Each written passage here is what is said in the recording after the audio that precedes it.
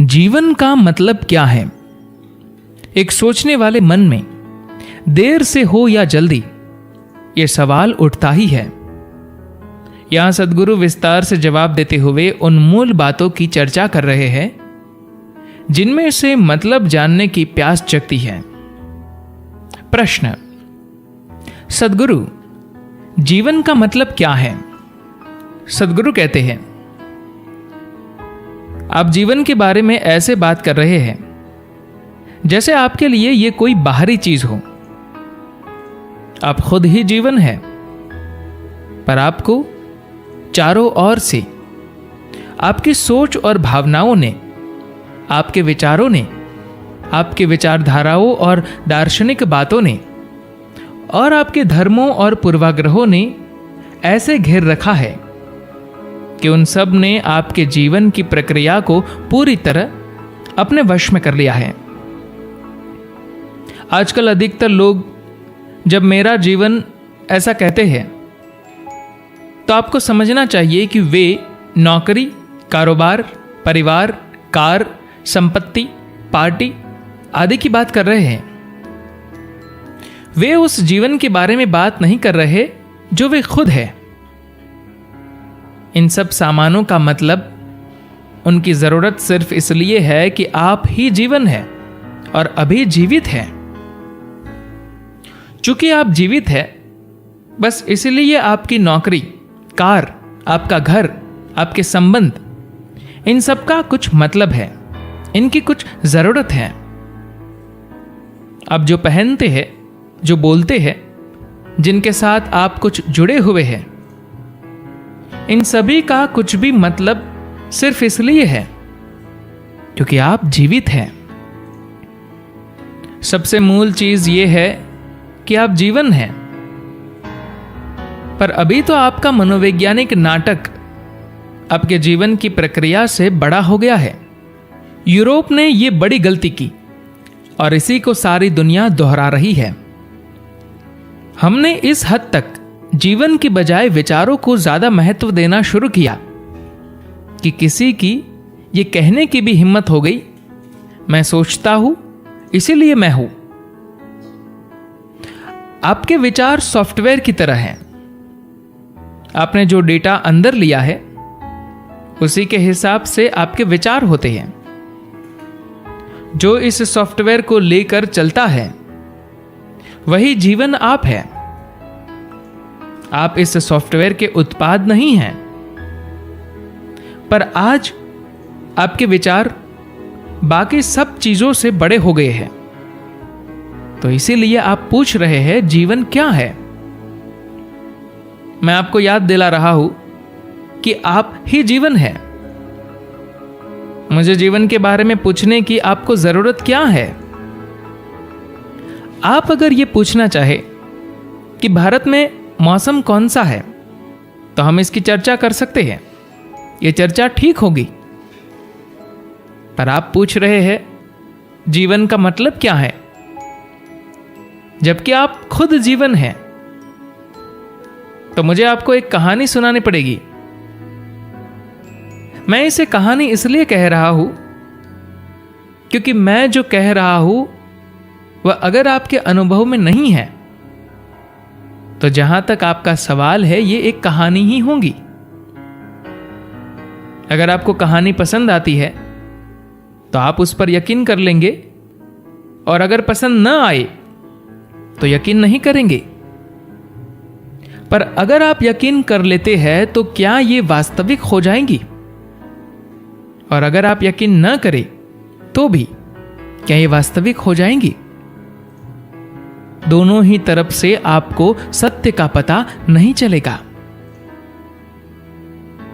निष्कर्ष क्यों निकाले?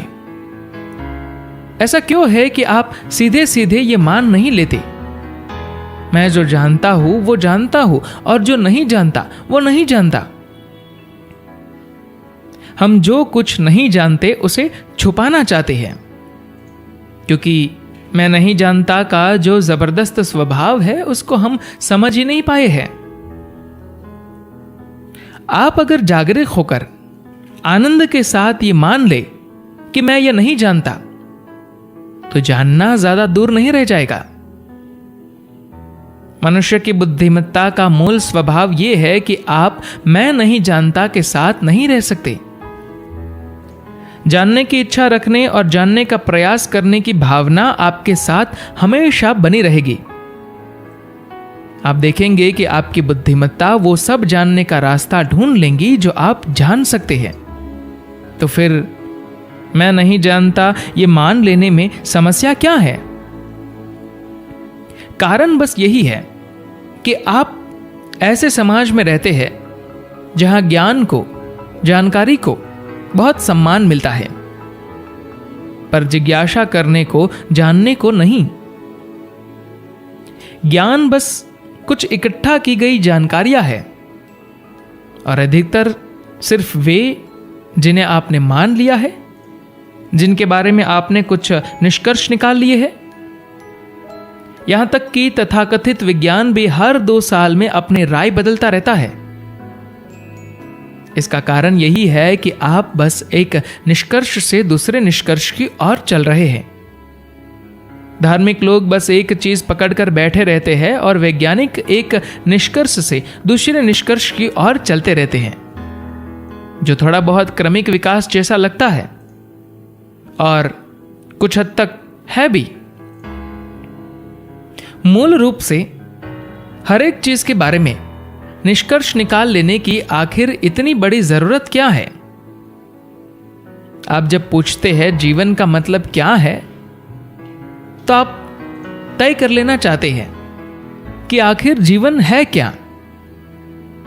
जीवन की आखिरी बात, जो आपके जीवन का आखिरी दृश्य है, वो तो मेरे और आपके दोनों के लिए एक समान ही है। जैसे ही आप कोई आखिरी फैसला लेना, निष्कर्ष निकालना चाहते हैं, तो एक तरह से अनजाने में ही सही आप मृत्यु ही चाहते हैं। बचपन से अब तक यही सब है जो आपके साथ हुआ है। जब आपके पास कोई फैसले नहीं थे, तब आप हर एक चीज को बहुत ही आश्चर्य और भागीदारी के साथ देखते थे।